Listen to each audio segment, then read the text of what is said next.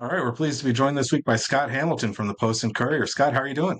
I'm great. It's week 4, right around the corner. I mean, it's getting ready to start, and it's hard to believe that we're already 4 weeks into the college football season. Pretty soon, lots of people like me are going to be coming paying visits to people like you. It's right around the corner, bowl season. But bowl season will be here before we know it. It always works that way. You kick off week 1 and then it's bowl time. The in between is all very fuzzy and gray. Well, it's It's always bowl time for you. it is. It always is. And one of the things that we love about the season as we lead into bowl time is getting to interact with the FWAA committee, which votes on the team and play of the week awards with us. And you're, a proud member of the FWA All American Committee yourself. So I wanted to start with this week's Team of the Week winner. We had the Pop-Tarts Crazy Good Team of the Week went to Georgia Tech Yeah. for its win over Clemson. I know you were on the ground there for at the Flats for the matchup. What did you take away from that game? What stood out to you the most about the Jackets' performance? What I took away from that game, Sam, I knew that Georgia Tech was going to have a pretty good team. I actually had them second on my preseason ballot for the ACC. But I came away from there thinking that this is a really good football team. Not just good on particular days, not just good in regards to the ACC. This is a good football team because they have players. They have good players. Make no mistake about it. They have coaches who squeeze the most from those players, and they have confidence. And when you put all that together, that's a pretty powerful formula, man. And it's really remarkable what Brent Key has done. I mean, he was an interim coach, took over under just really bad circumstances. That program was not in good shape. And what he's done in 3 years, give or take, is absolutely remarkable. And I saw a stat today, and I might be speaking a little bit out of turn, but I want to say it was like they're 16-1 or something like that when they're the underdog. They're not underdogs, Sam. They're a really good football program.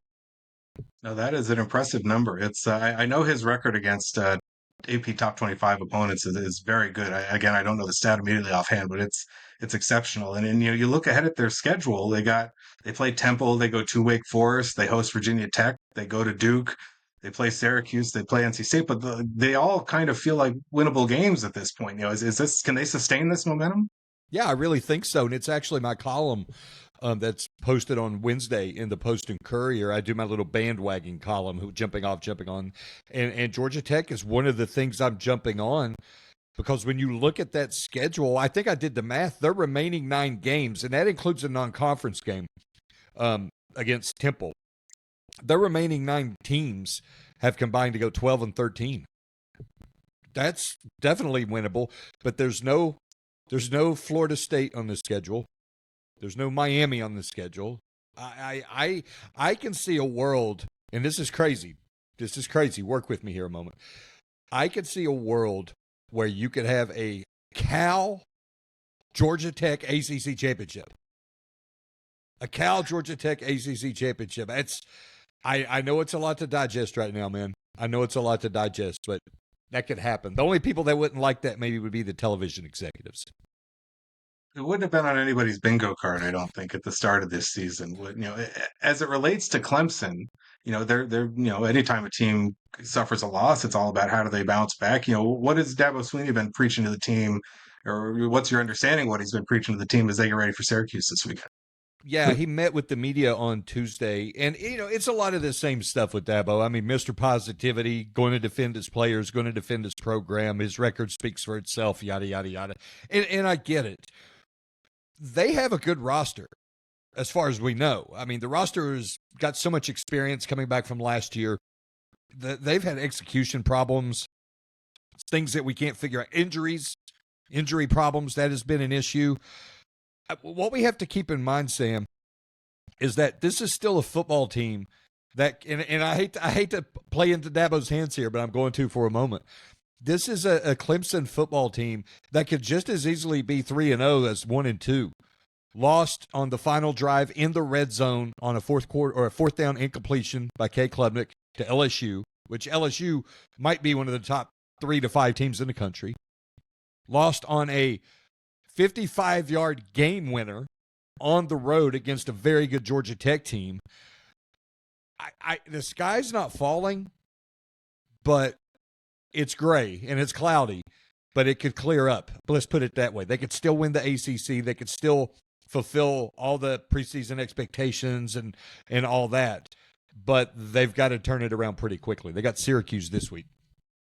It reminds me a little bit to stay ACC adjacent of Notre Dame, who Notre Dame has two very close losses that could have very well gone either way. Suddenly they're dropped down to the 24th spot in the top 25, but they're 4 points away from being the top five team. It's interesting to see how, one possession here and there can truly make a difference for a team and where their standing is. Well, and I agree, and I'm also an AP top 25 voter. I had him at number 25. And it's not something that I ever thought I would have to grapple with, putting a winless team in the rankings, especially this far into the season. I mean, you're 3 weeks into the season. We've got a pretty good snapshot of who is what. But Notre Dame's case, I think, is exceptional. And it has nothing to do with the Notre Dame brand, touchdown Jesus, Rudy, and all that. It has to do with the fact that this is a good football team who has played really good football teams, and they've played them as closely as you possibly can play them. And I still think on any given Saturday, if Notre Dame lines up, there are only 24 teams in America that would beat them. That's how I went into it when it came to ranking them. It's interesting to hear the perspective, especially with all the talk and kind of analysis in recent weeks of what goes into the top 25. Yeah. Can you give us any insight? What's your process each week as you go in to fill out your ballot? Here we go. Yeah, I know they had a little bit of a kerfuffle or whatever you want to call it last week after week 2 over that. My process is this. I get up really early on Sunday. I read as much as I possibly can. I've got a ton of games recorded, and then I try to go from there. And I'm not going to tell you that every week is a clean slate. I'm not the selection committee. I'm not going to tell you that. I will take my previous rankings. I will look at how those teams performed, and then I'll go from there. And of course, at the end of the day, winning is usually what matters most. And I go back to what I grappled with regards to Notre Dame. But the eye test. The eye test means a lot, especially right now. Yeah, we do have a good snapshot of a season, but at the same time, I still need to see to figure out exactly who these teams are. And Clemson is a prime example of that. Clemson is 1-2, but they're not ranked, but an 0-2 Notre Dame team is. Well, I have two eyes. I've seen Notre Dame. I've seen a lot of Clemson, and I can tell you that Clemson team so far has not looked like a ranked team. So that's something that I keep in mind going into all that. And then sometimes it's just a matter of going, gosh, they scored 70 points against a pretty good defense, and I got to rank them. I'll just be honest with you. Tennessee's a really good example. Tennessee lost at home to Georgia. Tennessee should have won that football game. Tennessee scored 41 points on a Kirby Smart defense. I couldn't penalize them for losing, so I kept them at number 17. That was my thinking with that one. It's super interesting to hear the insight. I know that it's it's a different science for everyone. Everyone's got a different approach, but it is cool to see how it comes together. And certainly, you can tell you're putting in the work to make sure that you're as informed as you can be, because it's a lot. It's a lot to absorb all of that and to process it and to make a top 25 out of it. So we certainly respect the heck out of you and the other voters who do it. I appreciate that. I appreciate that. And actually, I'll be really candid with you. It starts with putting together my Super 16 for the FWAA and the National Football Foundation. That has to be turned in first on Sundays. So priority goes to those guys first. And I want to make sure they get a shout out for this, because the people who are on that panel are also very serious voters. And look, man, it's an honor whenever you can be a part of something like this. And people will tell you none of it matters once the playoff rankings come out. Nothing matters after that. That's bogus, man. That's bogus, because first of all, the preseason polls, which are dangerous because in this world of the transfer portal and everything else, we really don't know until we know. But those rankings set the perception for an entire season, and you can't get that out of your head. You can't forget about that. And nobody on the selection committee can tell me that the rankings that the AP puts out, that the FWAA and National Football Foundation put out, they can't tell me that it doesn't resonate with them. And something else to consider, Sam, and I'm not going to hijack this. This is your show. There has not been a team unranked in the preseason to win the national championship since 1990, Georgia Tech. That tells you the importance of the perception and the narratives that are set by these rankings and the weight they carry throughout the year. Yeah, that Georgia Tech team, of course, won that national championship by way of a victory at the Citrus Bowl down here in Orlando against Nebraska. Ooh, So it's all very full circle here. I teed We that love up a good about that high synergy. for you, didn't I? About that high, and you just You did. You did. It's very well done. As we look at the top 25, we stay in the state of South Carolina. South Carolina itself is another team we saw fall out this week after a tough loss to Vandy. But I kind of have the same question for you, almost that I had. You brought it up about Georgia Tech. Is this more about the Gamecock shortcomings, or is this just Vandy's progress and them becoming a truly formidable power in the conference? I think it's both, and I'm not trying to take the easy out here. First of all, with South Carolina, you could talk about Lenore Sellers going down and all that, but the fact of the matter is South Carolina's defense didn't get off the field. Vandy was able to go on extended drives, have time of possession, 35 minutes. My goodness gracious, you're not going to beat too many. There are three things I look at, and I tell people this. I say, you want to see what happened with the game. Here are the three things you look at in the box score: third downs, turnovers, time of possessions, and penalties. We'll say four. South Carolina got whipped in all those. You're never going to win a game like that. But those are self-inflicted mistakes for the most part. But I'm not going to take anything away from Vandy either, because Vandy went out and was able to execute and do what they wanted to do. And it's just like Georgia Tech. This isn't the Vandy that we've known for most of our lives, Sam. I mean, this Vanderbilt team is confident. They have SEC level players now, which is an accomplishment in and of itself. And they have a coach who gets it. Clark Lee is a Vanderbilt guy. He knows the culture around the school, and he's been able to integrate that with the culture of a winning football program. And we're seeing the results now. And you also have a quarterback who's pimping out his mom to comedians for dates. That's the most impressive thing I've seen all weekend. I'm captivated by that. Where did they go? Are they going to be a reality show, Sam? Yeah, who can say? I guess we'll see what the rest of the Vanderbilt season comes out looking like, and then they'll go from there. You mentioned Lenoris, and he went down with a head injury in the Vanderbilt game. They're looking ahead to Mizzou this week, and the SEC team that they won border war against Kansas a couple weeks ago should be their top 25 opponent. What's the latest on Lenoris' status for this weekend, and what are they missing without him on the field? Oh man, where to begin? Well, first of all, his status. I mean, we should find out any moment if he has a concussion or not. That's the thing. It has not been officially confirmed that he does or does not have a concussion. We're waiting on that any moment. As far as his status, if he can play, I don't know that he starts, because even Shane Beamer was saying during his weekly powwow with media that usually they have a tradition that if you do not practice on Tuesday, you do not play.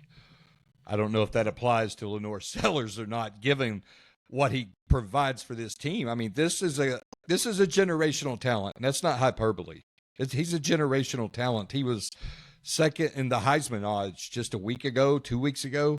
He's dynamic, and he's still figuring things out too, because it's only his second year, and he's still figuring out how to play quarterback, how to progress through his reads a little better, how not to take off the first moment he gets pressure. He's still trying to figure those things out. Without him, I don't know. I mean, this is the doomsday scenario for South Carolina if Lenore Sellers goes down. Where they go from here, they have sixth-year quarterback Luke Doty, who's been playing wide receiver, but he's not Lenore Sellers. He's a mobile quarterback, but he's not Lenore Sellers. They've got a couple of freshmen. I don't know where they go from here. Yeah, we got a little bit of taste of Lenora Sellers down here at Yeah. the Citrus Bowl last year when we were down here to play Illinois, and certainly have a lot of respect for his talent and hope to get him back on the field and then performing in the way he usually does here soon. I want to leave you with this. We're still several weeks out from the first CFP poll, but we've talked a little bit about the AP, the top 25, and based on the first 3 weeks of the season here so far, do you have any gut instincts about who the contenders are in that race? Lord of mercy. Well, I mean, not really. I mean, everybody, Ohio State looks great. I still think Penn State has yet to fully be unleashed. LSU much improved, even though Brian Kelly was a little touchy about how the offense played against Florida. I still think he should be encouraged. I mean, there's so much of the season left, Sam, and things are so different now. I mean, with the transfer portal and name, image, likeness, and the way rosters are constructed, and it's made the sport more exciting, and it's made it more relevant later in the year. The fear was that the regular season, the most important regular season in all of sports, would be marginalized by an expanded playoff and all that. But actually, I think it's done the opposite. I think it's made it more meaningful, more exciting, and you and I could get together again in exactly 1 month, and we might be talking about how South Carolina is a playoff contender, Clemson looks like a national championship contender, and how the wheels fell off at Ohio State or something. Yeah, you truly never know. I think that's part of the beauty, right, of college football is you tune in and you don't quite know what's going to happen each Saturday, and I think that's part of what we love about it. Although it is nice as we get closer to bowl selection to have a little bit more predictability for ourselves selfishly, but it's part of what makes college football amazing. As are you, Scott. Thank you so much for joining us today. FWAA All American voter. You can find him on social at Scott Hamilton PC. And we'll talk to you down the line, maybe in a month, to see how South Carolina stands. I'll take you up on that, Sam. You're the man. Take care, Scott. We'll talk to you soon.